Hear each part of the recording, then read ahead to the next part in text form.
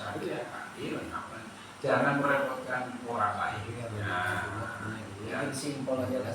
Kalau kita memudahkan seseorang, Allah akan memudahkan urusan kita. Ya. Jadi, kalau kita memudahkan urusan orang, insya Allah Allah akan memudahkan urusan kita. Kalau kita menghormati orang, Allah juga akan mengangkat derajat kita. Kalau kita suka menolong orang, Allah juga akan menolong kita. Allah tidak tinggal diam, ya. Kata Guru Sinatu Walanau, Allah tidak tidur dan tidak lalai. Jadi kalau kita menolong orang, ya Allah akan kembali memudahkan urusan kita. Tapi beda dengan jargon orang-orang desa. Kalau jadi bersulit, kenapa bermudah? Ngurusi apa-apa kalau pedesaan ribet kayaknya ya kan? Iya. Itu kalau bisa dipersulit kenapa dipermudah? Kembalikan urusannya. Nah, mungkin itu yang bisa saya sampaikan. Apa tidak ada lagi kan? Bisa lagi. Bapak kalau nyambutin pelan-pelan katanya ini dilarang. Iya.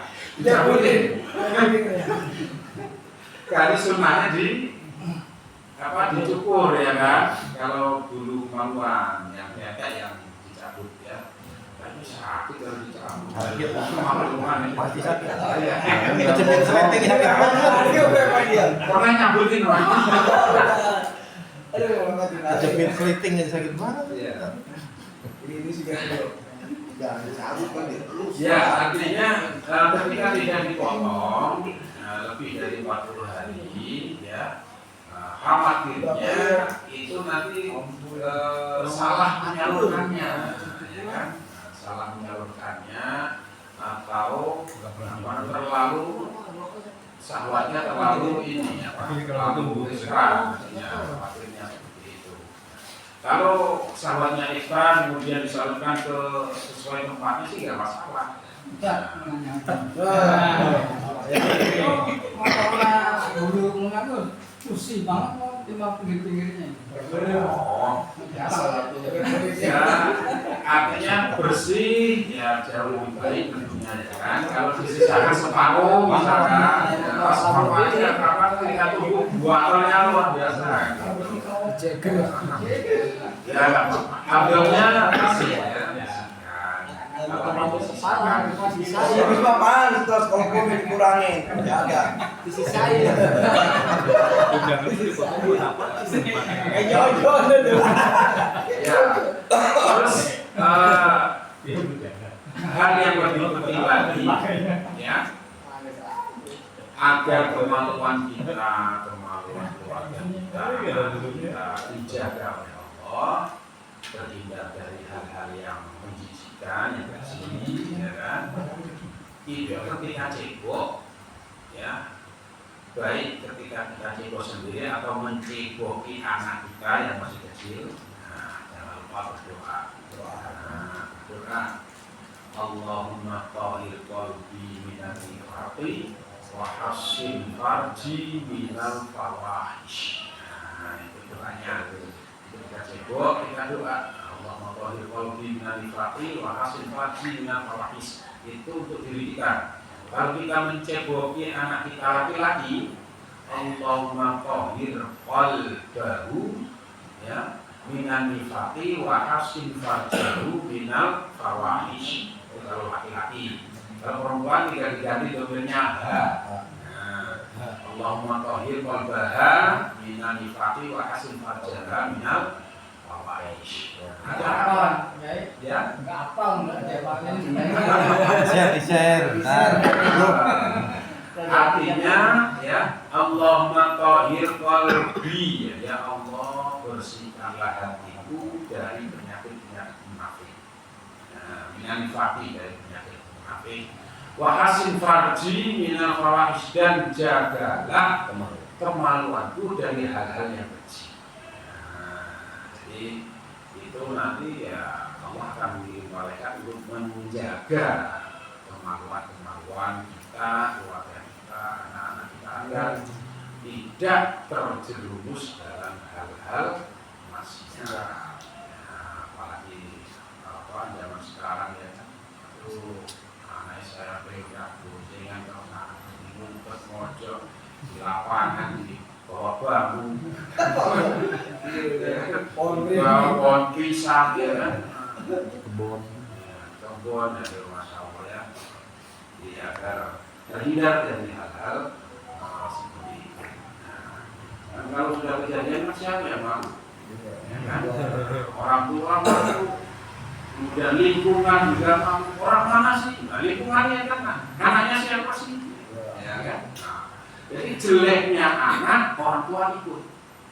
Ya jelek. Ya kan? Lagi. Jeleknya anak orang tua ikut.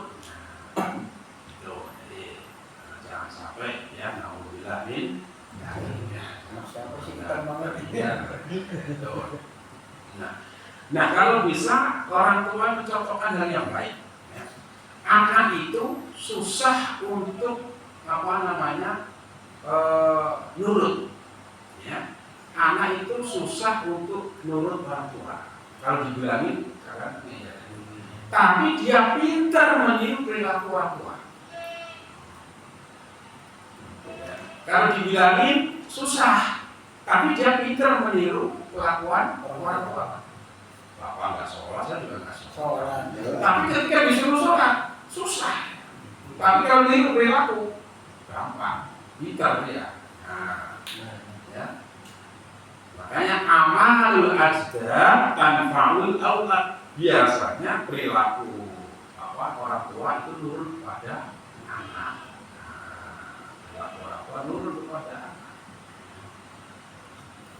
Makanya kita harus sebagai orang tua bisa menciptakan atau menyalakan obor. Maksudnya apa menyalakan obor? Ya. Kalau kita tidak dulu tidak pernah pesantren, ya paling tidak anak kita masuk pesantren. Nyalakan obor ilmu, keimanan, keislaman untuk anak kita bekal. Kalau anak kita memulai menyalakan obor api istilahnya kehidupan dalam beragama Islam. Nah, jangan sampai saya jadi maling kok, anak saya paling tidak jadi jamben. Jangan jadi jamben. Itu namanya ilmu kalong kampret namanya ya. Bapaknya nyolong, anaknya nyopet.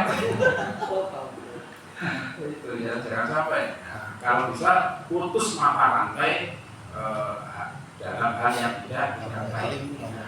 Cukup bapak jadi maling, kamu jadi kiai.